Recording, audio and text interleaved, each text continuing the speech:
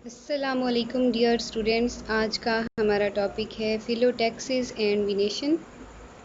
फिलोटैक्सिस हम कहते हैं arrangement of leaves on the stem, और इसका एक फ़ायदा ये होता है कि स्टेम के ऊपर लीव्स की अरेंजमेंट अगर प्रॉपर तरीके से हो तो हर लीफ जो है वो मैक्सिमम सनलाइट को एब्जॉर्ब कर सकता है फॉर फोटोसिंथेसिस। तो फिलोटैक्सिस का बेसिकली जो मकसद है वो ओवर क्राउडिंग से प्रिवेंट करना होता है और मैक्सिमम सनलाइट को एब्जॉर्ब करना होता है। फिलोटैक्सिस में डिफरेंट अरेंजमेंट होती हैं लीव्स की स्टेम के ऊपर, जिसको हम 3 टाइप्स में डिवाइड करते हैं। First type is alternate, second type is opposite and third type is world leaves. ठीक है, फर्स्ट ऑफ ऑल हम बात करते हैं अल्टरनेट लीव्स की। अल्टरनेट अरेंजमेंट कहते हैं जब एक नोड के ऊपर यानी सिंगल नोड के ऊपर सिंगल लीफ अराइज होता है, इस अरेंजमेंट को हम अल्टरनेट फिलोटैक्सिस कहते हैं। आप फर्स्ट डायग्राम भी यहाँ पर देख सकते हैं कि जो एक नोड है उसके ऊपर एक लीफ अटैच है और जो सेकंड लीफ है वो नेक्स्ट नोड पर अटैच होता है। यानी कि अगर एक लीफ एक ही नोड पर अटैच हो तो हम इस तरह की अरेंजमेंट को अल्टरनेट अरेंजमेंट कहते हैं, अल्टरनेट फिलोटैक्सिस कहते हैं। हम इसको स्पाइरल भी कह सकते हैं। Second type is opposite. Opposite को हम साइक्लिक भी कहते हैं। When two leaves are present at each node, अगर दोनों लीव्स एक ही नोड के ऊपर मौजूद हैं और एक दूसरे के अपोजिट हैं तो हम उस अरेंजमेंट को क्या कहते हैं? अपोजिट फिलोटैक्सिस। आप इस डायग्राम में देख सकते हैं, यहाँ पर लीव्स जो हैं वो एक ही नोड पर दोनों लीव्स मौजूद हैं और दोनों जो हैं वो एक दूसरे के अपोजिट हैं। हम इस अरेंजमेंट को अपोजिट भी कहते हैं और साइक्लिक भी कहते हैं।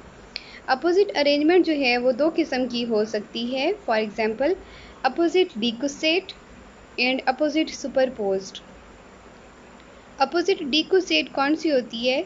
अगर जो दोनों पेयर हैं लीव्स के, यानी first pair and second pair and third pair, ये सारे पेयर जो हैं वो एक दूसरे के राइट एंगल पर मौजूद हों, यानी अगर फर्स्ट पेयर जो है वो राइट लेफ़्ट साइड पर मौजूद है तो उसके ऊपर वाला जो पेयर होगा वो उसकी अपोजिट साइड पर अटैच होगा, यानी उसके राइट एंगल पर अटैच होगा। तो हर पेयर जो होता है नोड पे वो एक दूसरे के राइट एंगल पर मौजूद होता है। इस अरेंजमेंट को हम कहते हैं अपोजिट डिक्यूसेट, जैसा कि आप इस डायग्राम में देख सकते हैं। ठीक है, इस डायग्राम में अगर आप देखें अपोजिट डिक्यूसेट में तो सबसे नीचे वाला जो पेयर है उसको देखें वो किस तरह से मौजूद है, और उसे ऊपर वाला जो पेयर है लीव्स का वो उसके राइट एंगल पर मौजूद है। और अगर आप थर्ड पेयर को देखते हैं तो ये भी एज़ कम्पेयर टू लोअर ये भी राइट एंगल पर मौजूद है। तो अपोजिट डिक्यूसेट वो अरेंजमेंट होती है जिसमें हर लीफ का जो पेयर है वो एक दूसरे के लिहाज से राइट एंगल पर मौजूद होता है। This is called opposite decussate arrangement. Next जो इसकी टाइप है अपोजिट सुपरपोज्ड। ये वो अरेंजमेंट होती है जिसमें हर लीफ का जो पेयर है वो एक दूसरे के पैरेलल मौजूद होता है, वन अबव अदर, एक दूसरे के ऊपर मौजूद होता है। आप इसमें देख सकते हैं अपोजिट सुपरपोज्ड में फर्स्ट पेयर को देखें, second pair, third pair and fourth and so on. अगर आप इन सबको देखें तो ये सारे पेयर एक दूसरे के क्या हैं? पैरेलल मौजूद हैं, एक दूसरे के ऊपर नीचे मौजूद हैं, एक ही साइड पर मौजूद हैं। अपोजिट में अपोजिट डिक्यूसेट में और सुपरपोज में आपको नज़र आ रहा होगा कि ये जो अपोजिट डिक्यूसेट है इसमें लीव्स की 4 रोज़ बनती हैं। ठीक है, 4 रोज़ बनती हैं, जबकि अपोजिट सुपरपोज में लीव्स की 2 रोज़ बनती हैं, ओनली राइट लेफ्ट। ठीक हो गया। तो अपोजिट में हमने 2 टाइप्स पढ़ी हैं, opposite decussate and opposite superposed. Opposite decussate कौन सी होती है? जिसमें लीव्स का जो पेयर है वो एक दूसरे के लिहाज से राइट एंगल पर मौजूद होता है, जबकि अपोजिट सुपरपोज्ड वो टाइप होती है जिसमें लीव्स जो हैं उसका पेयर एक दूसरे के लिहाज से पैरेलल मौजूद होती हैं, one above other. Third type phyllotaxis में वर्ल्ड टाइप। वर्ड कहते हैं हम ऐसी अरेंजमेंट को जिसमें बहुत सारे लीव्स जो हैं वो एक ही नोट पर मौजूद होती हैं, more than 2 leaves are present on the same node. ठीक है, इस अरेंजमेंट में अगर आप देखें तो आपको क्या नज़र आ रहा है कि एक ही नोट के ऊपर आपको बहुत सारे लीव्स नज़र आ रहे हैं। इसको हम कहते हैं वर्ल्ड टाइप। ठीक है। तो फिलोटैक्सिस में हमने 3 टाइप्स पढ़ी हैं। अल्टरनेट, जिसको हम स्पाइरल भी कहते हैं, उसके बाद साइक्लिक, जिसको हम अपोजिट भी कहते हैं। अपोजिट में 2 टाइप्स हमने पढ़ी हैं, opposite decussate and opposite superposed. Third type हमने वर्ल्ड पढ़ी है। ठीक है, आई थिंक आपको क्लियर हो गया होगा। इस डायग्राम में अगर आप देखें तो आपको एक प्लांट दिखाया गया है सनफ्लावर का, जिसमें लीव्स की अरेंजमेंट ज़रा गेस करें क्या आपको नज़र आ रही है।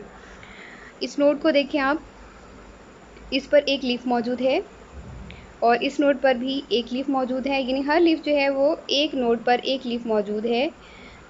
तो इस अरेंजमेंट को हम कहते हैं अल्टरनेट यानी स्पाइरल। इस अरेंजमेंट में देखें आप कि लीव जो है वो किस तरह से अरेंज हैं कि 2 leaves are arranged on the same node. ठीक है, राइट लेफ्ट साइड पर ये मौजूद हैं। इस अरेंजमेंट को हम साइक्लिक यानी अपोजिट सुपरपोज्ड कहते हैं। ये एक दूसरे के पैरेलल हैं पेयर्स। ठीक है, इन पेयर को देखें, ये first pair, second pair, third pair, ये एक दूसरे के वन अबव अदर मौजूद हैं। साइक्लिक यानी अपोजिट डिक्यूसेट, इसमें आप देख सकते हैं कि हर पेयर एक दूसरे के राइट एंगल पर मौजूद है। नीचे वाले पेयर को देखें आप, इस तरह से मौजूद है। अगला पेयर इस तरह से है राइट एंगल पे, और उससे ऊपर वाला इस तरह से है। उससे ऊपर वाला छोटा सा इस रुख में है, उससे नेक्स्ट जो है वो राइट एंगल पर मौजूद है। तो डिक्यूसेट में ये होता है कि हर लीफ का जो पेयर है वो एक दूसरे के लिहाज से राइट एंगल पर मौजूद होता है। वर्ल्ड फिलोटैक्सिस में क्या होता है कि more than 2 leaves are present on the same node. इसमें डायग्राम में आप देख सकते हैं कि 5 लीव्स जो हैं वो क्राउडेड हैं on the same node. Next node पे देखें, वहाँ पर भी सेम सिचुएशन है, 5 leaves are present on the same node. This phyllotaxis is called whorled phyllotaxis. Next हमारा टॉपिक है विनेशन। विनेशन हम कहते हैं द पैटर्न और arrangement of veins and veinlets in the lamina of leaf. कि leaf के अंदर वेन्स और वेनलेट्स किस तरह से अरेंज है, उनका पैटर्न क्या है, इसको हम कहते हैं विनेशन। 2 काइंड्स ऑफ विनेशन हमें नज़र आती है प्लांट्स के अंदर। एक होती है पैरेलल विनेशन और दूसरी होती है रेटिकुलेट विनेशन।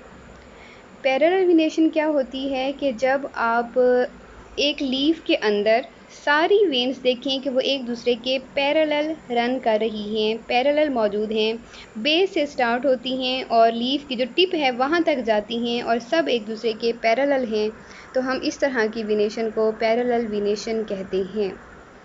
पैरेलल विनेशन में मोस्टली वेनलेट्स का नेटवर्क नहीं होता। इसमें जो मिड रिब होती है वो प्रोमिनेंट होती है और जो वेनलेट्स होती हैं वो इतनी प्रोमिनेंट नहीं होती हैं। ठीक है, पैरेलल विनेशन को हम 2 काइंड्स में डिवाइड कर सकते हैं, यूनिकॉस्टेट एंड मल्टीकॉस्टेट। यूनिकॉस्टेट पैरेलल विनेशन वो होती है जब एक लीफ के अंदर एक सिंगल मिड रिब मौजूद होती है और बाकी साइड पर उसकी क्या होती हैं, वेनलेट्स होती हैं। ठीक है, सॉरी, वेन्स होती हैं। सिंगल मिड रिब होती है और साइड पे उसके राइट लेफ्ट साइड पर क्या होती हैं, वेन्स होती हैं। और मल्टीकॉस्टेट हम ऐसी विनेशन को कहते हैं, ऐसे लीफ को कहते हैं हम मल्टीकॉस्टेट विनेशन। एक ऐसा लीफ जिसमें मोर देन 1 मिडरिब मौजूद हो, एक से ज़्यादा मिडरिब उसमें मौजूद होती हैं और वो भी बेस से टिप की तरफ रन कर रही होती हैं, वो सब एक दूसरे के पैरेलल होती हैं, तो हम उसको कहते हैं पैरेलल मल्टीकॉस्टेट। ठीक है, यूनिकॉस्टेट में और मल्टीकॉस्टेट में नंबर ऑफ मिडरिब का फ़र्क होता है कि यूनिकॉस्टेट में सिंगल मिडरिब होती है और मल्टीकॉस्टेट में मोर देन 1 मिडरिब्स मौजूद होती हैं। पैरेलल विनेशन क्या होती है कि चाहे एक मिडरिब मौजूद हो, उसमें ज़्यादा मिडरिब मौजूद होती हैं, वो सब एक दूसरे के पैरेलल होती हैं, हम उसको पैरेलल विनेशन कहते हैं। रेटिकुलेट विनेशन क्या होती है? पैरेलल में और रेटिकुलेट में ये फ़र्क होता है कि जो रेटिकुलेट विनेशन होती है इसमें मिडरिब भी मौजूद है, इसमें वेन्स भी मौजूद हैं, इसमें वेनलेट्स भी मौजूद हैं। एक वेनलेट्स का मुकम्मल नेटवर्क होता है जो पूरे लीफ के अंदर जो है वो स्कैटर्ड होता है। उसी नेटवर्क की वजह से ही हम इसको रेटिकुलेट विनेशन कहते हैं। पैरेलल विनेशन की तरह ये भी यूनिकॉस्टेट भी हो सकती है और मल्टीकॉस्टेट भी हो सकती है। यूनिकॉस्टेट रेटिकुलेट तब होगी जब उसमें सिंगल मिडरिब होगी और उसके अंदर क्या होगा, नेटवर्क होगा किस चीज़ का, वेनलेट्स का। ठीक है, मल्टीकॉस्टेट रेटिकुलेट विनेशन कब होगी, जब लीफ के अंदर मोर देन 1 मिडरिब्स मौजूद होंगी और उसके अंदर वेनलेट्स का मुकम्मल एक जाल होगा, मुकम्मल एक नेटवर्क होगा। तो मल्टीकॉस्टेट जो विनेशन होती है वो डाइवर्जेंट भी हो सकती है और कन्वर्जेंट भी हो सकती है। डाइवर्जेंट कब होगी, नेक्स्ट आपको मैं डायग्राम दिखा के बताती हूँ।